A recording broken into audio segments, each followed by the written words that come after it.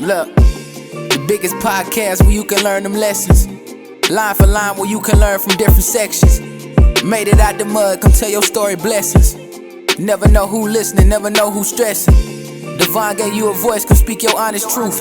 Line for line, go bar for bar, it's up to you. Wanna talk sports, gov, and politics? Wanna talk about where you from and your accomplishments? The Line for Line is really where you need to be. A platform that's really made for folks like you and me. You can find it all no matter what you seek. Whether you calling or you listening, tune in every week. I have a very special guest in the building today. I'll go ahead and let him introduce himself to the world. All right, my name is Anthony Perrine. I own Kenosha's most famous gas station, Lil Perrine's Gas and Groceries downtown. Third generation, took it over in 2010. I bought it from my dad. And home of the Mama Peace Ho-Ho cake. I brought you some cakes, so you get a little snack later. Show that on camera. Yeah, there you go. What do you want me to say? What should I tell? Yes, sir. So before we get ready to start it, just go ahead and tell the people just a little bit about you, like where you grew up, how you came up, nothing too serious. Okay, so grew up in Kenosha my whole life. I'm 36, I'm going to be 37 next week. Northside kid. Hey, Northside, same here. Where'd you go to grade school? I went to school at Wilson Elementary. Okay, I went to Bowes, and then Bullen. Same. Yep, Bullen and then Bobcats. Bradford. Yep. What year did you graduate? 2011. Oh, okay. Yeah. Yeah, you're a puppy. I graduated. I'm like Mitch, 2003. Mitch and I kind of grew up together and went to high school together. I know he was on here. Yeah. But none of us are as old as Brandon, and I know Brandon's been on here, so I'm gonna throw that out there. But no, I love Brandon. He's a big guy. So grew up on the north side. Son of an entrepreneurship family, so kind of just always had a hustle inside of me. If I could get my hands on it, I was going to sell it. Yes, sir. I was selling baseball cards, I was finding deals. Like one kid didn't realize he had a Hank Aaron card worth about 120, and I flipped him like 20 garbage cards, but hey, he was happy. The transaction occurred, and I made some money. And so, and then my first entrepreneur in Denver was in middle school. They had that school store back in the day, and it would raise money for the school. But they were taxing us. They were charging us like $2 for candy bars and like $1 for gum. So I knew I could get wholesale from my dad. So I scooped up some gum and some candy and was flipping it out of my locker. And I was like, what? The school's got all this government money. Let us make a little bit of money here for the kids. And so, but then they ended up shutting me down. So that was like my first experience with big government in business or anything like that as a middle schooler. But grew up playing football my whole life. It really was my biggest passion. And I always had a goal to get a football scholarship, and I did get one my senior year. I was recruited a lot by D1 schools. Alabama actually flew me down. Whoa. But it was for long snapping. So I was a long snapper. But I really didn't want to just hike a ball. I played offensive line. I was about 3 bills in high school, and so I was and I wanted to play more than just on special teams. So I ended up going to a Division II school called St. Joe's in Rensselaer. But my senior year, I ended up breaking my back. Oh, no. Yeah, I shouldn't say my back. I broke some vertebrae. Alabama flies me down, and it was all their top recruits, so we had to do the 40, we had a bench, all that stuff. So I do the bench press, all these other things, get measured, weight, and it was time to run a 40. Well, I'm not a tall guy, and so when I was 300, my legs were 32 inches around. I just had a very awkward shape. And so I take off running and just hear something snap in my back and hit the floor. And my dad's there, and he's like, "Get up!" Like, it was a big opportunity, and I just couldn't. He called his doctor, got me some pain pills so I could try to like long snap for him, see if they would still be interested, and I just couldn't do it. So I ended up breaking some vertebrae. I got a couple games in my senior year. I was getting shot up with cortisone every other day just so I could get some games for the recruiting purposes. Division II school took me on, but my back never healed. And so I got there, everything was fine, and then we put pads on. As soon as I hit, it was over with. Yeah. And so ended up coming back home, went to Carthage. I was just kind of lost, I guess, because I thought, football was the only thing I thought about at that time. Tried to play again at Carthage, and same thing happened. Originally, I had always wanted to I want to be the ShamWow guy. Like I wanted to be on QVC and be like, hey, but wait, there's more, you know? And so I was that's why I went to this school in Indiana, because they had a program for communications or whatever. Carthage didn't. So I figured, you know, I'll just be a football coach and a gym teacher. And then I realized you got to deal with all these kids and there's not a lot of money in it. And it's a good thing to do, but I started making money and hustling. I was like, oh, I like the money thing a little bit better. I'm an entrepreneur. So I switched over to business. And at the time I was a bookie. So I was like a bookie in college, like that story you see on the movies. I had kids up in UWM been through me all the way down here. And I'll never forget it. My last day in school was I had gotten into it with my macroeconomics teacher earlier because he was trying to tell me about business, but he never owned a business. Like, okay, that's give me somebody that can tell me by experience, you know? And so then the next day, it was opening day for March Madness, and class was like 9:30, game started at 10. I got these two phones and they just kept blowing up because Duke was playing and they were like minus 28. You know, it was a lock for all these guys betting. And so I was in the front row, I'm sitting there and I pick up the phone and I'm like, hey, what you want? You know, and I'm like writing it down. And then the professor calls on me and he's like, Anthony, what do you think? Because he knew I was like not paying attention. And I got up and I says, well, I think this ain't for me. And I walked out.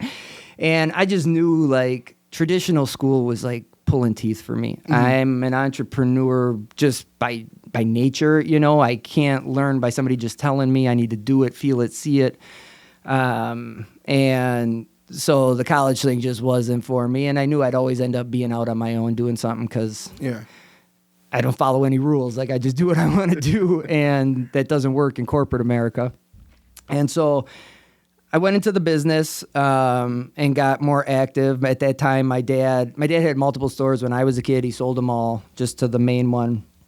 And I started working there in 4th grade. Like, it's just so natural. Like, it's all I knew. And was this Lou Perrine's? Sorry to cut you off. Lou Perrine's downtown. And so it just kind of stuck. And then I had done a couple different endeavors with, I got my hands in a trucking company, but then 2008 hit and literally almost lost everything. Yeah. And so then I was like, all right, you know what? I'm going to do the gas station thing. 3rd generation. Let me see what I can do. And I took it over in 2010 and I give all the credit to my grandpa and my dad because I really didn't do a damn thing, you know? Like at the end of the day, my grandpa started it with nothing, like your true immigrant Italian story. Like, you know, he's working in a mattress factory, knew cars were going to be a thing, and built something in multiple businesses. And then when he died the year I was born, I never got to meet him. My dad took it over and like built the building and the other stores that were around at that time. And he was actually the first gas station in the country with a McDonald's in it. Man, now you're getting somewhere, because that was going to be my question before I started any questions. Sure. Because obviously I represent Kenosha, born and raised, yada, yada. What happened with the McDonald's inside of Lou Perrine's downtown Kenosha? Yep. You heard it first on Line for Line. So originally when my dad worked the deal with them, they had never done it before. So it was called a McDonald's Express. So it was a limited menu. Mm-hmm. They didn't even have quarter pounders. Like, it was just, will this work? Because if it will work with some no-name gas station, it'll work with BPs and Sitkos, whatever. So it worked really well, and they were great tenants. They were awesome. I mean, really, McDonald's is a good company, whether you like the food or not. From a corporate standpoint, they're very respectable. And, well, then the late 90s hit, and like 2000, McDonald's was like banging. Mm-hmm. And so it was, they had their rules on amount of space. They wanted us to buy the property next door and like put a restaurant there. And we just at that time didn't have the money for it and weren't able to do it. Mm-hmm. And so it was like a amicable break, I guess you could say. They were looking to get out too because there's that median on Sheridan Road, and that wasn't there before. So they kind of lost access. So you had to pull into the gas station and go there. And so we didn't really fight them. They were great, and that was it. And so I had left it empty for a while and just use it as retail space. And then I'm really big, like you, like supporting local, like Kenosha. And so instead of getting into the restaurant business, there was a lot of food trucks at that time. And specifically one that I knew was a good family and we enjoyed their food was De La Rosa's Taqueria. Oh, yeah. And so these guys would get a different day in my parking lot and, whatever. But then I presented Mondo. I was like, hey, you want to try and do the restaurant, and do it inside the store. You got to drive through everything like where McDonald's used to be. So they came in there. At the time, we had just remodeled. I wanted to make it, modern. My dad what was cool in the 90s was the neon and all that. And I wanted to really try and tell our story because we got a lot of history in the city and in the gas station business. And so another family business in there with us was a nice touch, and they were great. But then COVID hit, and it just, I think he's bringing his food truck back out now. And so it's sitting empty, but I got some plans for it. Knock on wood, I haven't heard back yet. I applied for a grant through the USDA, basically to bring a grocery store to a food desert. Let's go. The neighborhood was approved, and so I tried to tell them a good story, and I've reached out to some of the local congressmen, like, hey, this is good for the community. This is something, my industry is kind of dying as you get EVs coming out, and everybody knows Kenosha needs a grocery store. No big chain's ever going to come downtown, and I know I already serve a lot of lower income individuals that just don't even have access to food. They're living off of bodegas, and like, that's not, you can't survive that way, and so hopefully I'll get this grant. We're going to do a complete remodel at Sheridan and turn it into almost like a Sendex to go up in Milwaukee and Greendale, so there's still gas. But I can expand the building and bring in a bakery and a deli, and because I hate the fact that I have to charge $5 for a box of cereal, and it's not like I'm making $3. It's I get gas station prices, and so with the addition of the new store opening next month, I think I'll be able to, if I get approval for this grant, make it all work. And so something good for the community, and for me too, business wise. And you just got to evolve or die. And so, so we open our new location on 80th and 22nd. The city's been great helping us work through some things with it and been kind of great partners in terms of, the politics and the business coming together. Adding value to the community, them helping me, it's like a win-win. And so we're going to be putting in Einstein Bagel in there. Oh. Yeah, so we've got the license for Einstein Bagel.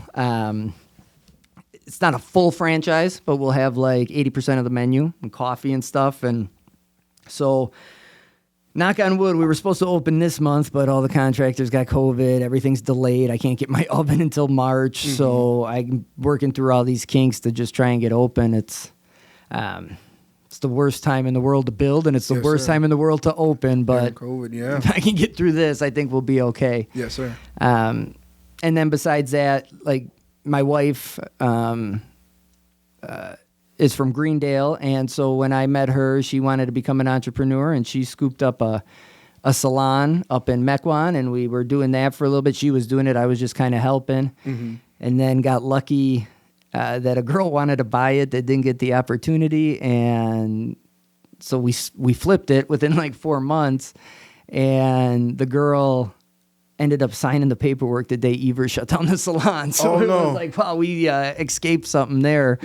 And so my wife's into real estate. I found my first wife, nothing wrong with her, but you got to have a certain personality to be married to a entrepreneur, let alone a very busy guy, Italian guy. The whole 9 yards. There's a lot of baggage that comes with all that. So she's an entrepreneur at heart, and so she does better than I do. I mean, she's better at it than I am.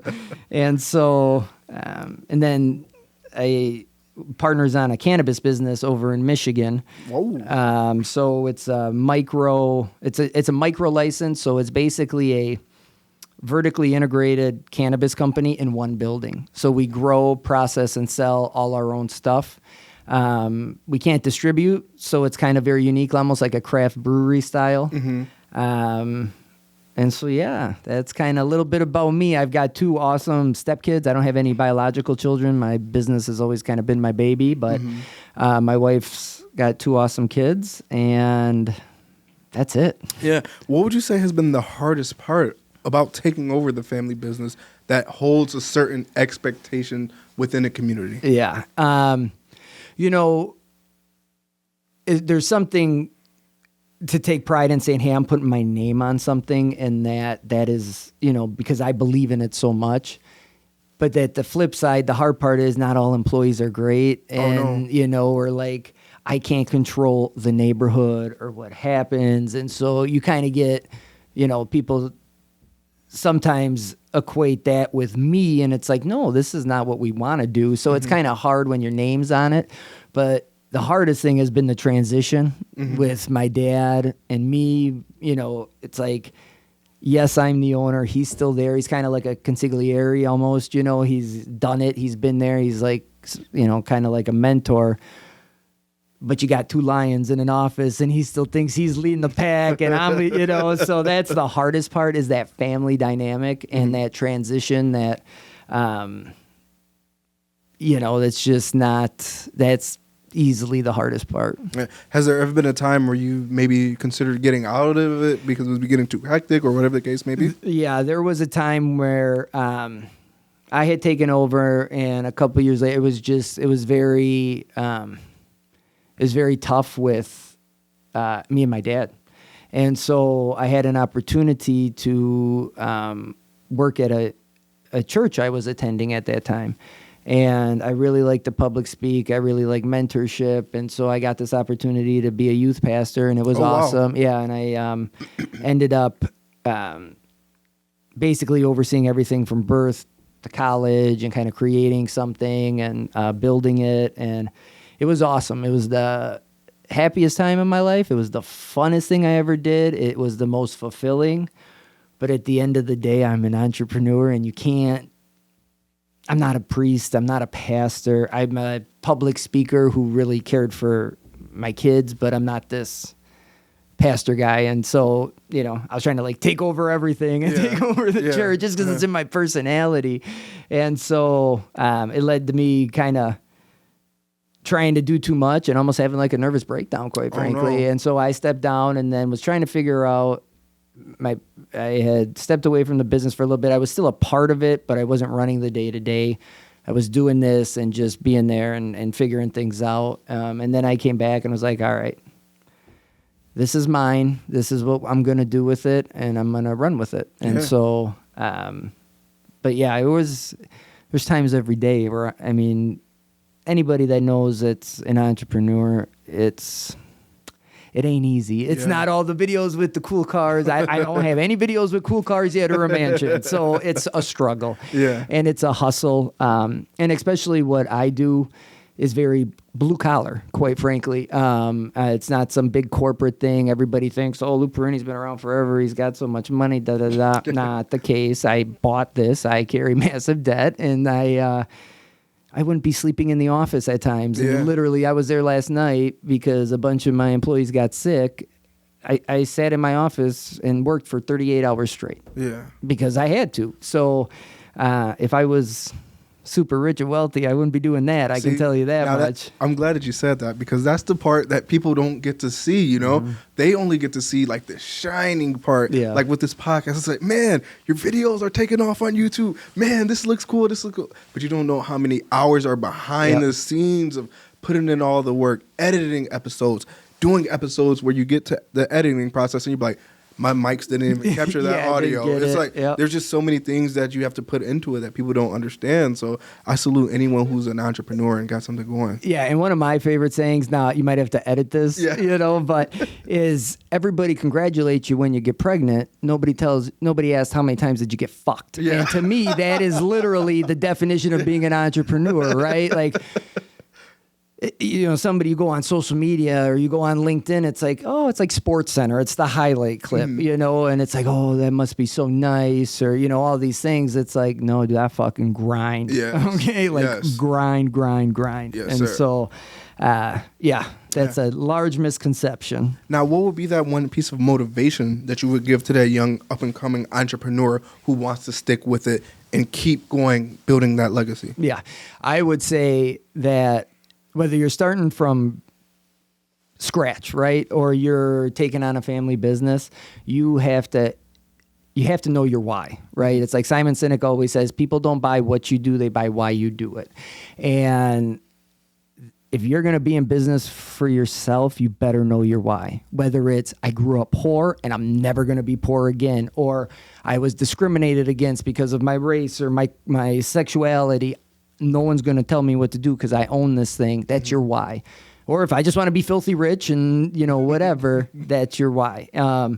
For me, my why has always been that I want to be in a position of power. Okay. Not like controlling people, but like that freedom that comes with, there's power in freedom, I guess, is what I guess you could say. And I want to be in control of my destiny. Nobody tells me what to do. No one's going to ever tell me to turn this in at this time or report here.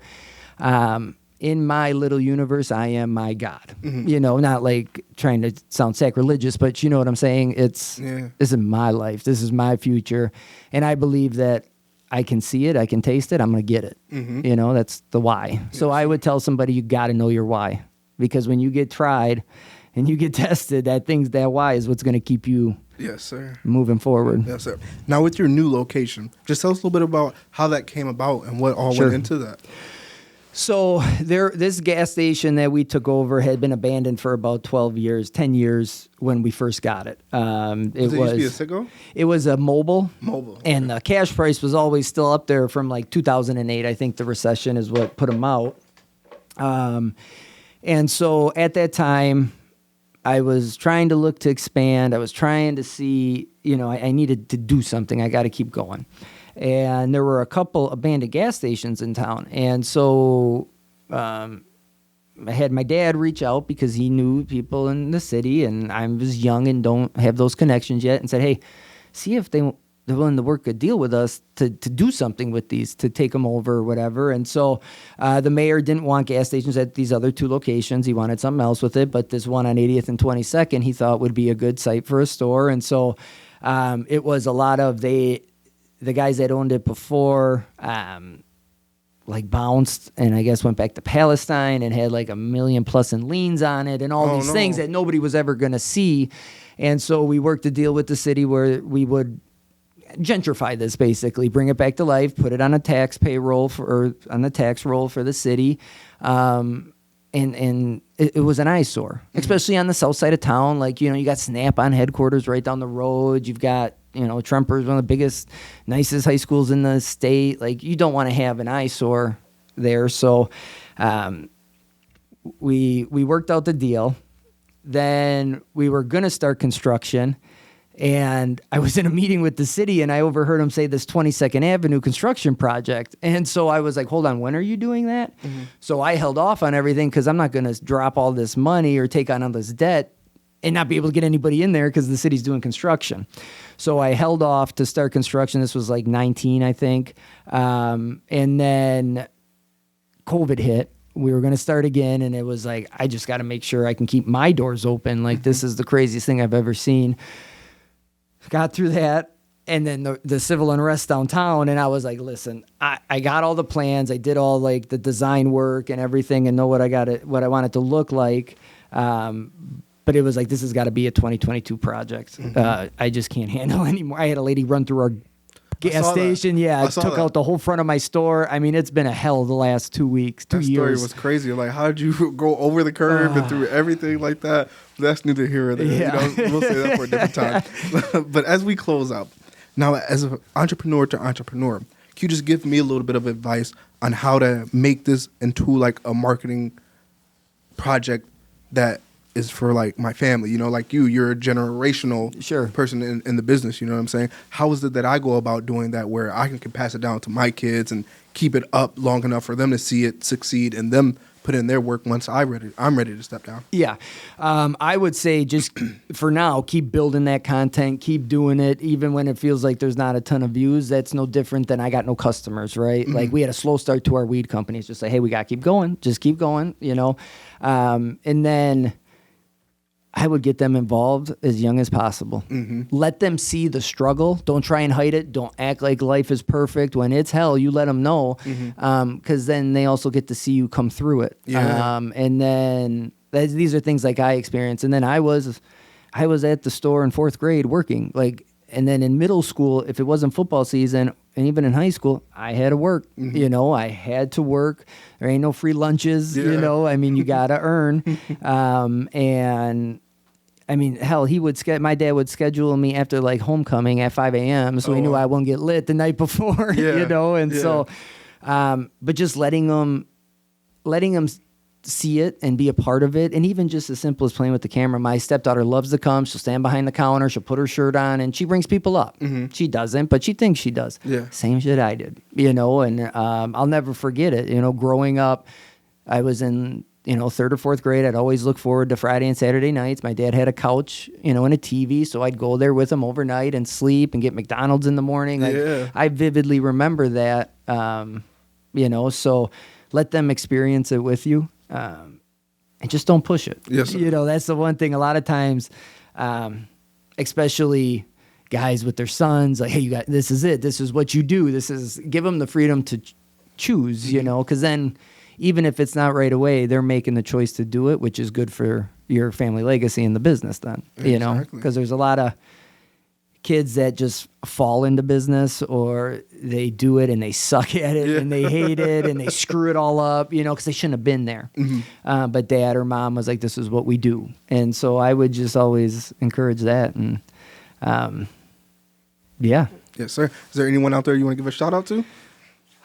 Just our whole city, you know, and there's a lot of good things coming out of Kenosha right now, you know, like what you're doing, or, you know, having Mitch on here, or Joe and Nay Langston, and Brandon Morris and all that kind of, like, all these young people. It's our turn now. Yep. The city needs us. There's the old regime, and it's not old like in disrespectful, but it's time for the next generation. And if we don't do it, someone else is going to do it that maybe not from here or may not have that Kenosha, you know, grit to them. Mm-hmm. Because we've been through hell the last year. And now we have to be the ones to show CNN and Fox News that we're not what they portrayed us to be, and that we're going to be the change we want to see, so those instances don't happen again. Exactly. So